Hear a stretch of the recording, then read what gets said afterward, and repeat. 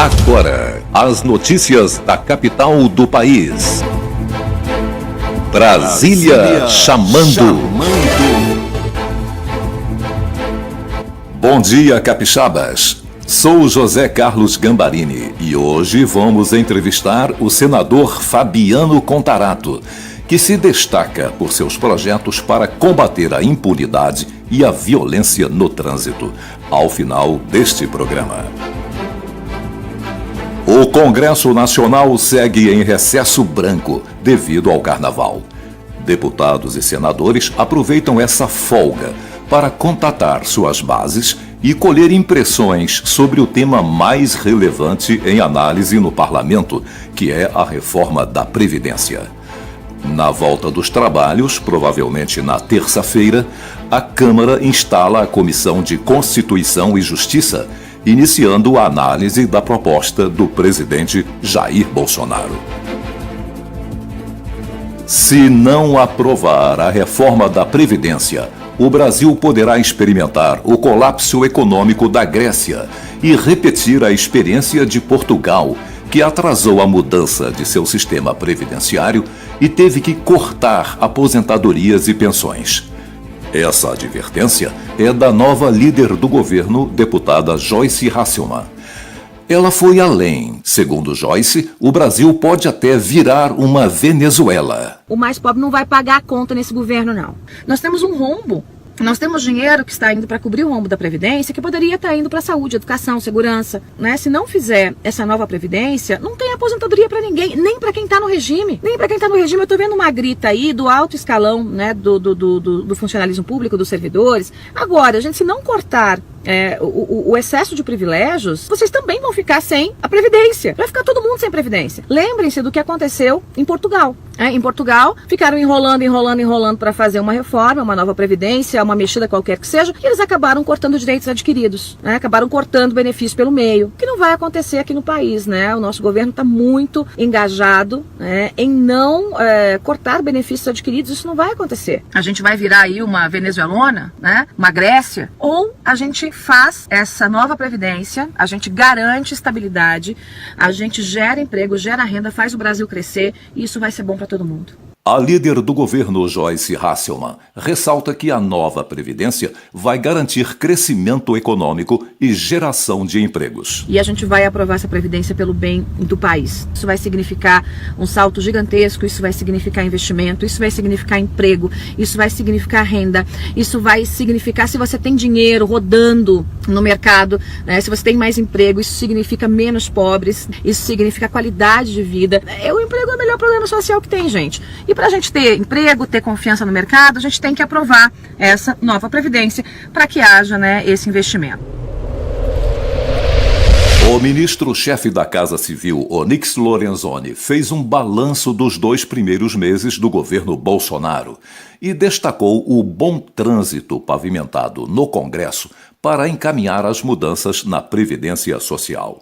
Nem o presidente brasileiro botou uma proposta, né, debaixo do braço e foi lá numa atitude de respeito e de valorização ao parlamento. A nossa relação tem sido construída, quer com a Câmara, quer com o Senado, com absoluto diálogo, né, e respeito entre as duas casas. Então, tu vai fazer a análise desses poucos dias, aí tu já tem lá a flexibilização do porte de arma, o pacote anticrime do Moro, né, nós vamos entregar até o dia 10 menos 21 mil cargos em comissão e funções gratificadas, uma unidade de teste para dessalinização de água, que é muito importante lá para o Nordeste, né? Nós estamos aí com o Brasil com uma atitude de independência, autonomia em relação aos americanos, mas não se negando a levar ajuda aos venezuelanos, né? E nós estamos também, nesse momento, trabalhando muito fortemente para montar um conjunto de ações no Nordeste. Já está garantido, né, o 13º para o Bolsa Família, que vai ser instituído lá quando a gente fizer a prestação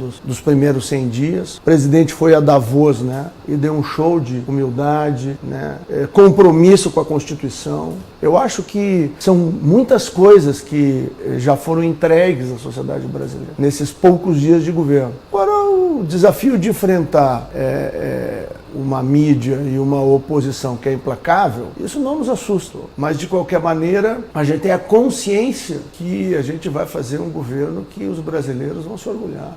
A seguir, a entrevista com o senador Fabiano Contarato.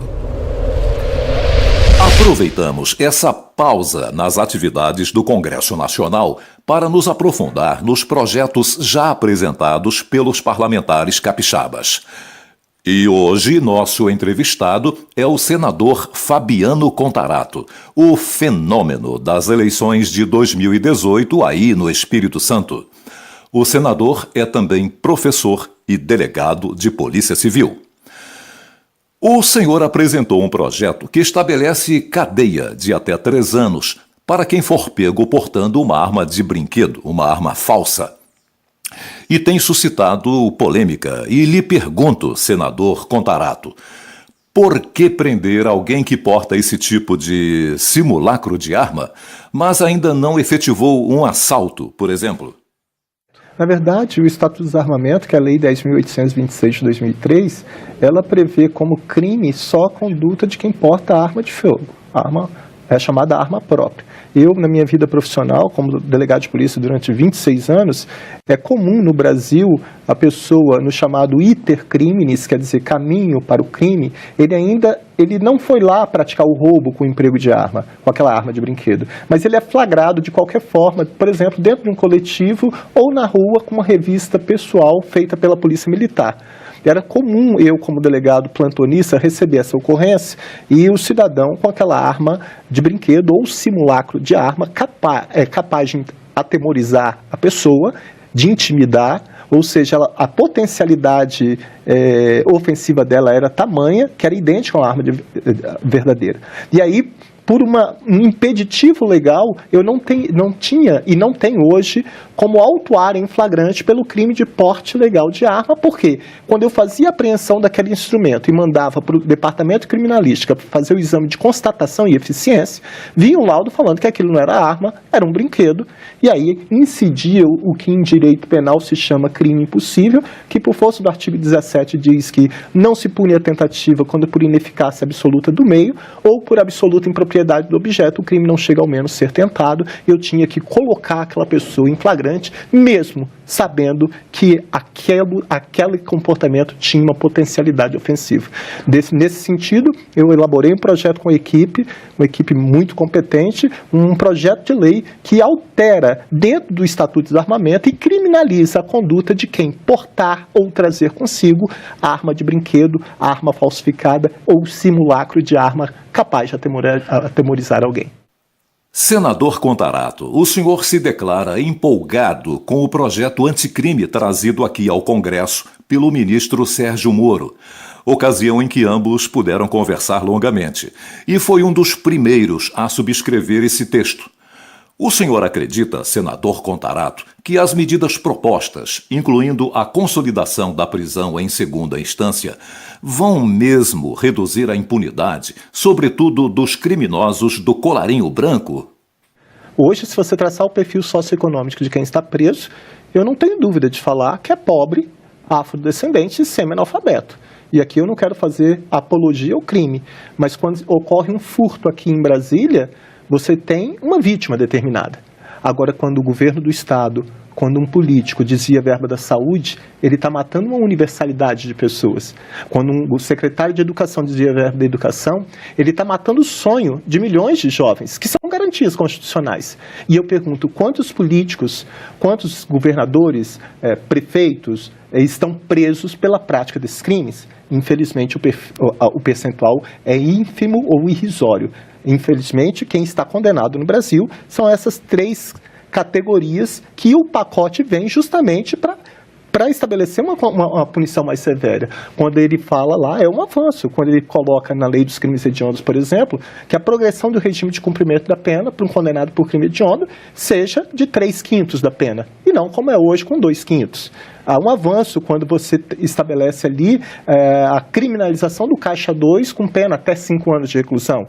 Isso tudo faz com que nós tenhamos uma resposta e, acima de tudo, a consagração da premissa constitucional de que todos são iguais perante a lei sem distinção de qualquer natureza. Bem, vamos abordar ainda outro interessante projeto do senador Contarato, que dá validade a filmagens, vídeos feitos pelo cidadão que presenciar infrações, crimes de trânsito.